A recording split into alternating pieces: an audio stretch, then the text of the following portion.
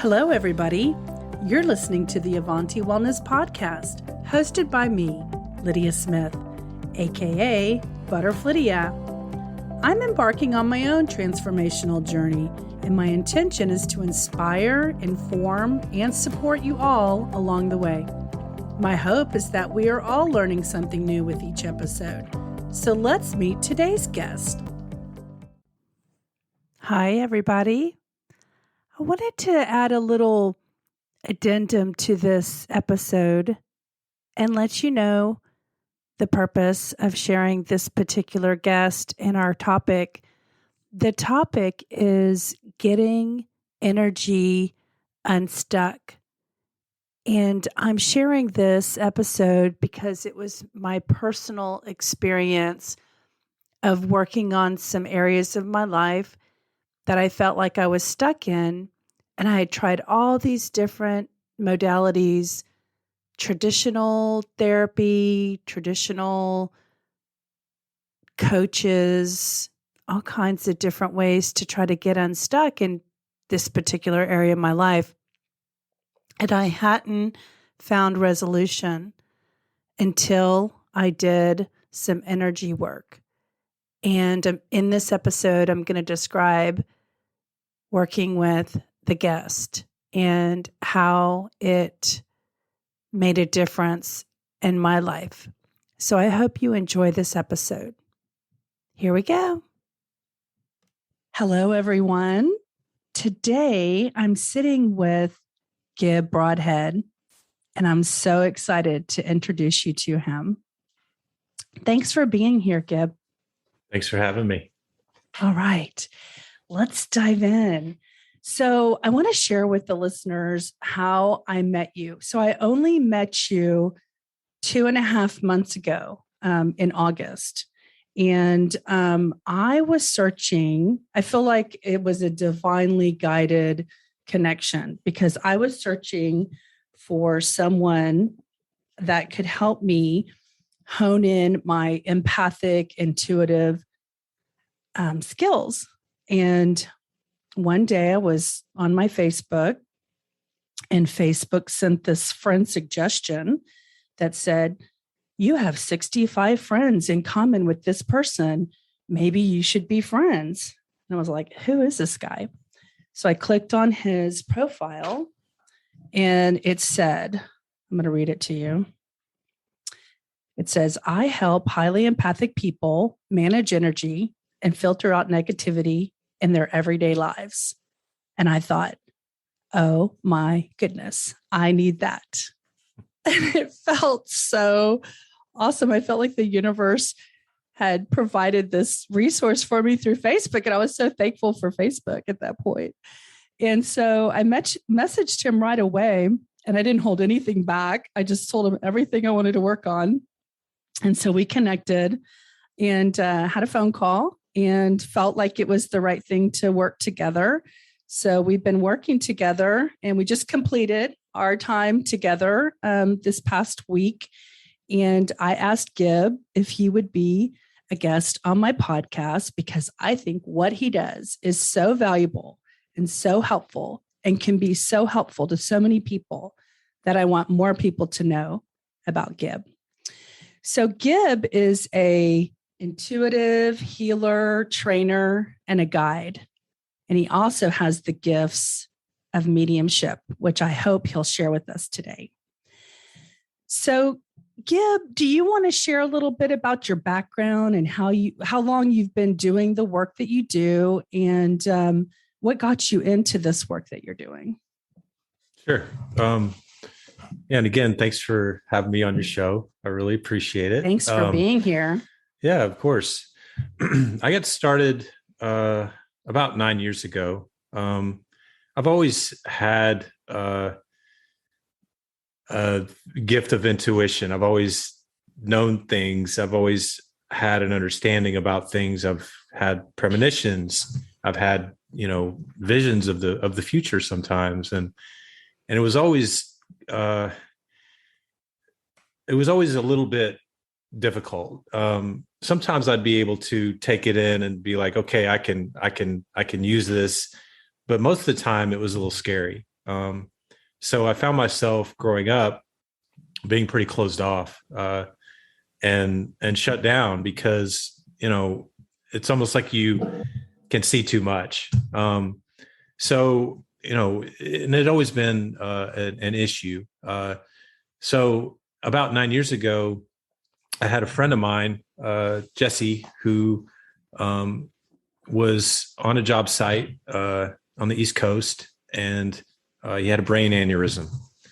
And he was put in the hospital on a ventilator, brain dead on a ventilator. And I found this out through a good friend of mine. And so, obviously I was pretty distraught, but I decided that I wanted to talk to him. And it's not like I could pick up the phone and call him. So I just sat down in my bed and decided I wanted to try to connect with him. I don't know why I did this, but it's just something that I decided to do. So I sat down and I closed my eyes, and in my imagination, I was talking to him. He was scared. He didn't know where he was. And I explained to him that he was brain dead and that he had an aneurysm and that he was in a coma in a hospital bed in the East Coast. And so when he found that out, he felt calmed. He felt, like more at peace. He had an understanding about where he was because he didn't before. He just felt trapped in like quicksand or like a cave that he couldn't get out of. Mm-hmm. And so I was able to bring some light to his situation. And, and this is all happening in my imagination. And I'm just like, this is weird. And I felt like I was actually getting answers from someone else, not filling in blanks with my own voice. And so it was this very interesting and surreal experience. And so, I came out of it and was like, I didn't know what to think. I felt shocked because there was a part of me that knew that I was actually connected to him.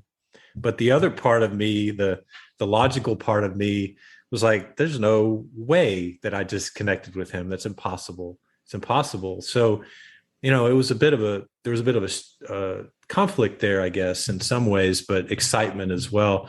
And so a few weeks later, they pulled the plug and he had passed, and it was the night of his service. And I decided that day that I wanted to talk to him again.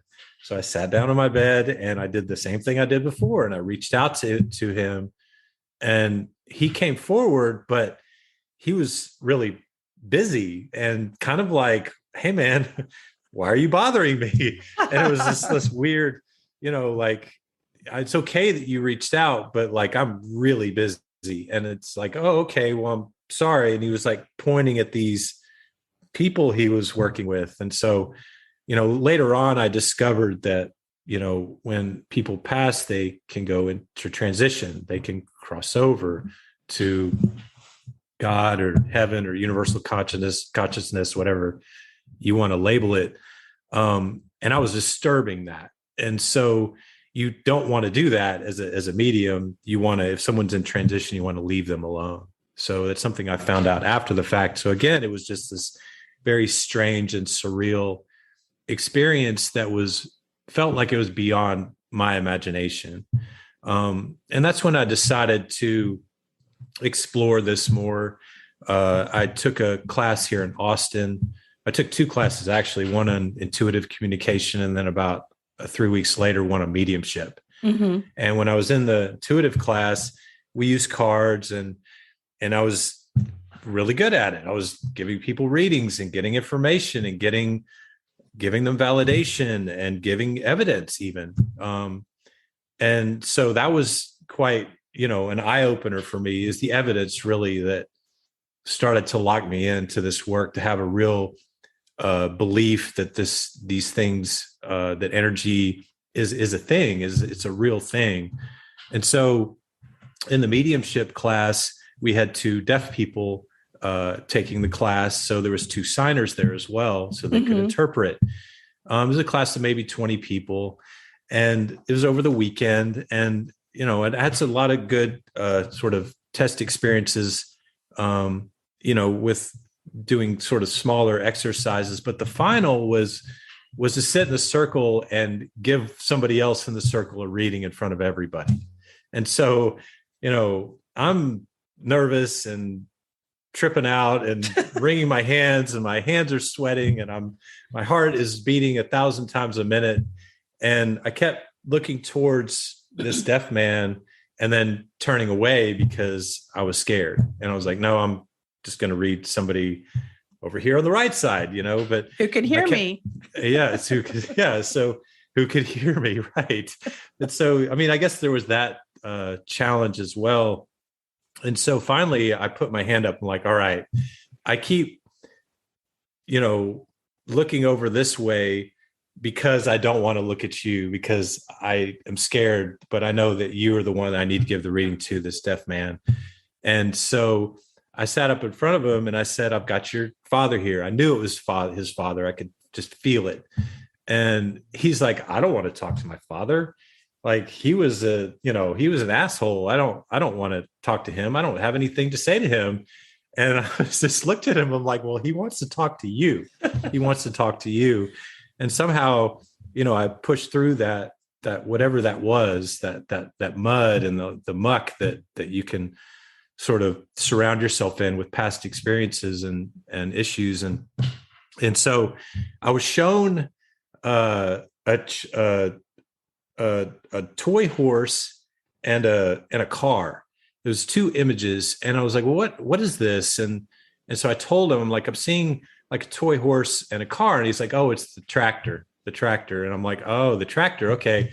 So basically I triggered a memory in him when he was a child. His father had bought a tractor, and it was a nice tractor. It was there to, take care of the farm or whatever they were doing out there in the country. And it was an important, important thing to his dad. And his son, this man I was doing the reading for, was very interested in the tractor. He was a kid. He was fascinated by it. So one day, he got up on the tractor and was able to start it. And it started moving and ended up in a ditch, and he wrecked it. Gosh. And so his dad came out and was, beside himself, and he took his son and he beat him. He beat him, and he's hitting him over the head. And I found out later that's the reason why he became deaf. This is why he became deaf. And so his father is terrible tragedy. His father came forward to apologize, to tell him how sorry he was. When you cross over, you lose your ego. And so what happens is someone that was so closed off to you or mean to you, or you had issues with while they were in the body, if they cross over and lose the ego, you can connect with them and have a meaningful conversation. And so his dad came forward to apologize. And through this story, this deaf man, he started crying. He started having a release. And it was one of the biggest releases I've ever witnessed. He was, already when he would talk, he was very loud, because it's just part of the thing, I guess, with deaf people. And so his cries were pronounced, and everybody in the room was basically crying. And everybody was looking at each other going, what the fuck just happened?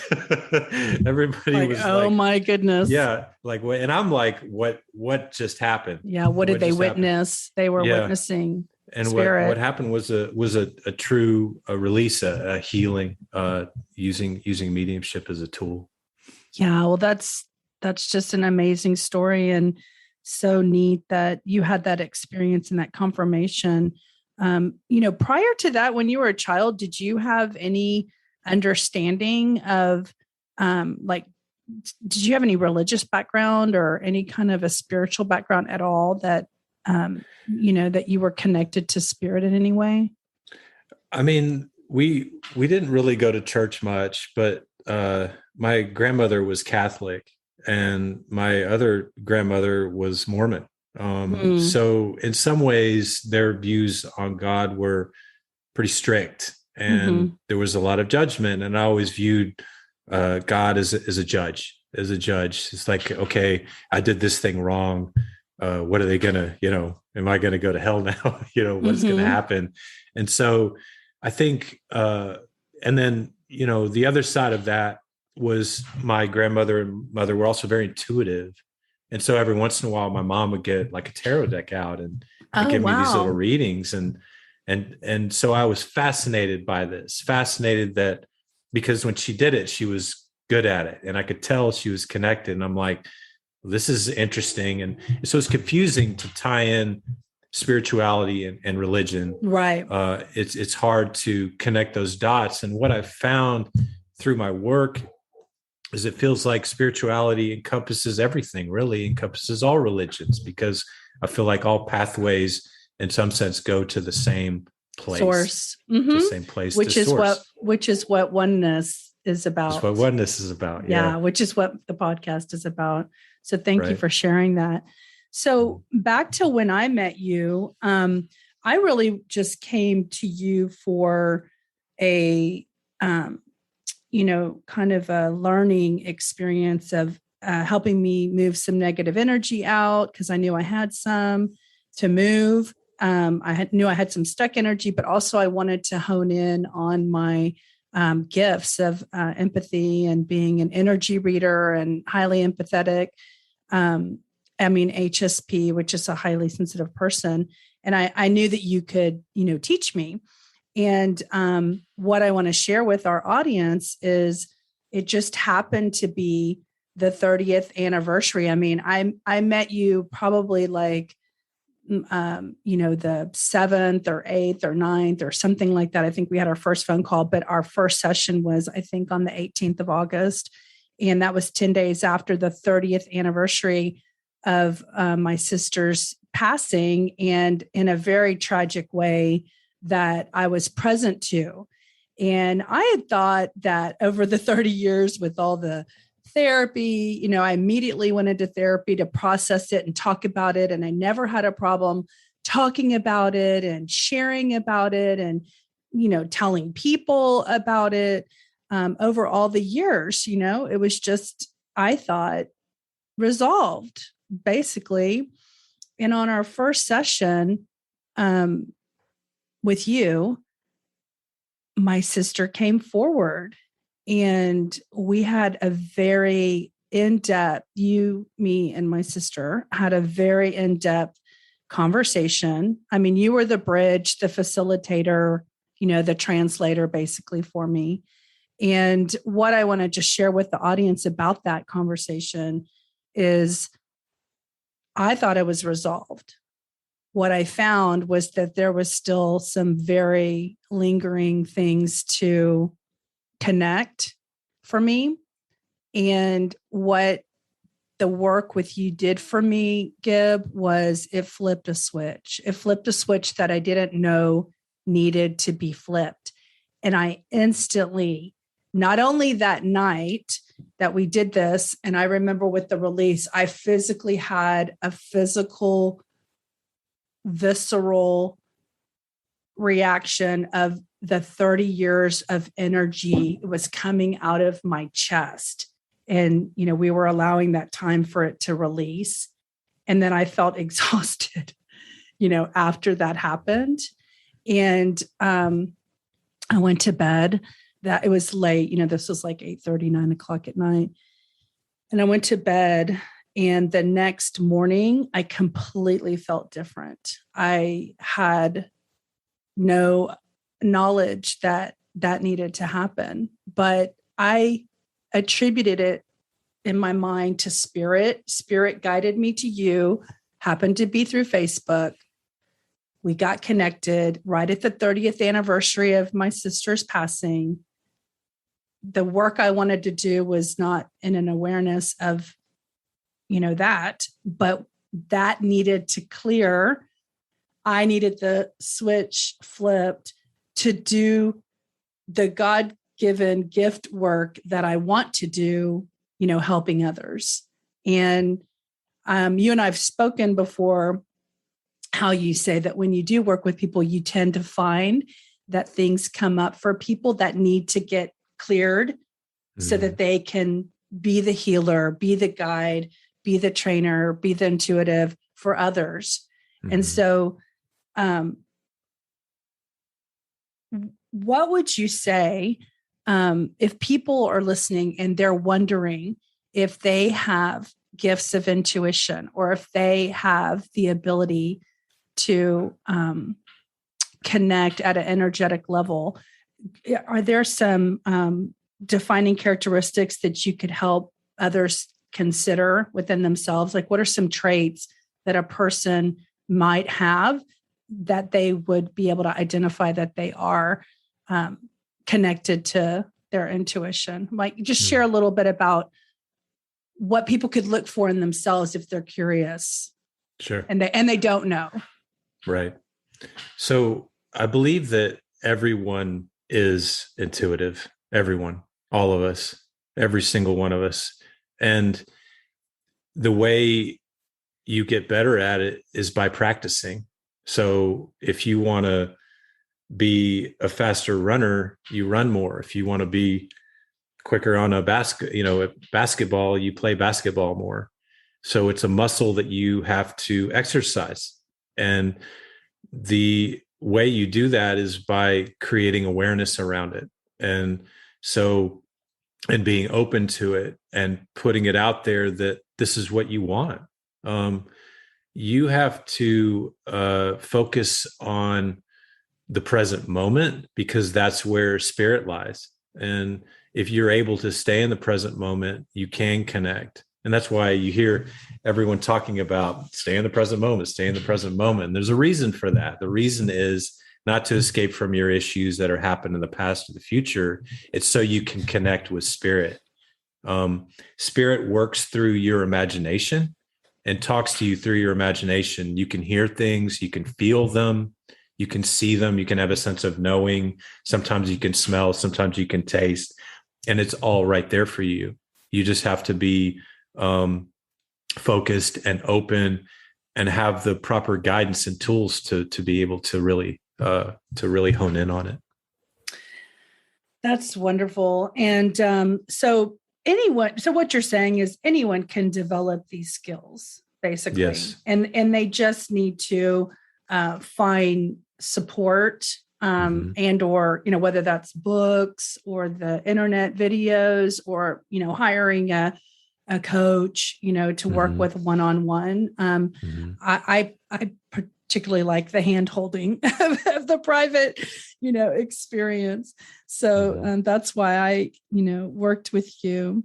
So along this journey that you've been on, and I think, did you tell us it? I know you've told me in the past, it was about you're coming up around 8 or 9 years, right? That you've been doing this. Have you had any roadblocks or setbacks or challenges that, have steered you, caused you any kind of a hiccup and thought like, I don't want to do this anymore, or any experiences, but then stayed the course and persevered? Tell us if there's been any times like that, because people have those in their lives, and I want people to know that those are normal, that's natural. Well, it's, the hardest person to read is yourself. It's easy to read other people, to pick up on what they're doing.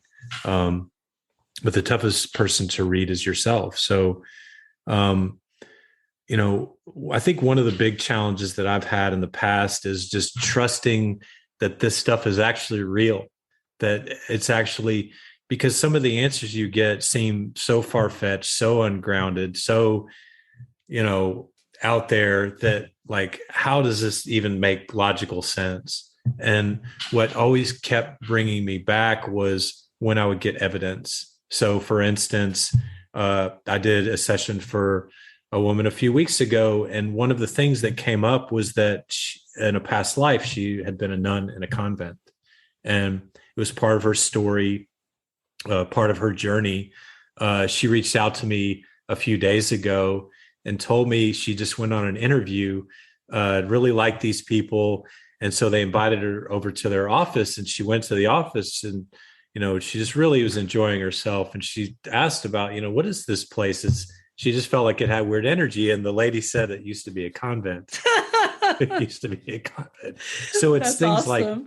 It's things like that that would always bring me back. And it's almost like the universe is telling me, hey, you're onto something here. You're able to interpret information and give it to other people to help them grow, to bring them light.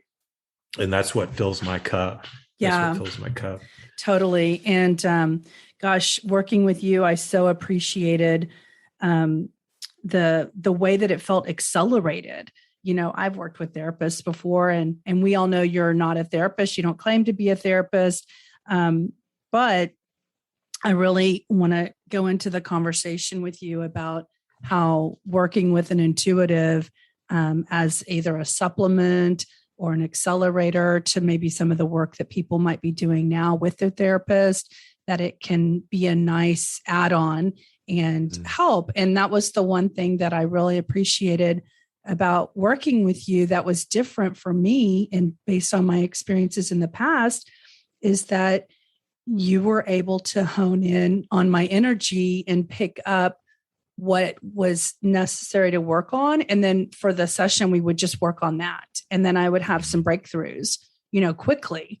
And so tell me a little bit about who you're working with now and, what you're working on. You were sharing with me before about the therapist angle and the doctors that you're, considering teaching. So you want to talk a little bit about that? Sure. Over the past, I've been thinking about this for some time now. Back in the 20s, when someone would go see a doctor, they would go see an intuitive as well. And so they would get a diagnosis from the doctor and a diagnosis from the intuitive, and the doctor and the intuitive would work together to come up with a healing plan. Wow, that's neat. And so, subsequently, there was this is basically at the beginning of the modern spiritualist movement, led by the Fox sisters. Fox sisters basically started the modern American spiritualist movement. And so there was a turning away by two of the sisters saying that it was a hoax, that what they were doing wasn't real, that it was, that they were basically not being, standing in integrity. And so subsequently what happened is the medical association separated any type of intuitiveness from the medical industry. So the medical industry is based on scientific fact and scientific fact only. And so, and that's the way it's been since then. And so my idea is that, that people that are looking for healing need more than just traditional therapy. There are energetic reasons why they have issues. There could be an energetic reason why, someone is afraid of drowning all the time. And maybe that's not because they had an incident in this life, it's because they had drowned in a past life. And simply by the fact of knowing that can release that energy. So there can be 1,000 different energetic reasons why things are happening to you that wouldn't make sense otherwise. Right. And something that we've spoken about before is that you have a feeling, so you create a pattern and you keep repeating that same pattern that matches your belief system, that thought, like, oh, I'm afraid of drowning. So then you keep repeating that over the years, and it just gets really, heavy and deep, and that energy builds up, and, having that understanding and then even making like a release statement for your brain is so helpful to pass it. Like, this is not mine to be concerned about. Like, you can totally let that go. And that's what I've loved about working with, an energy healer in that way. So it's just so powerful. Energy, it tells you where your responsibilities start and stop.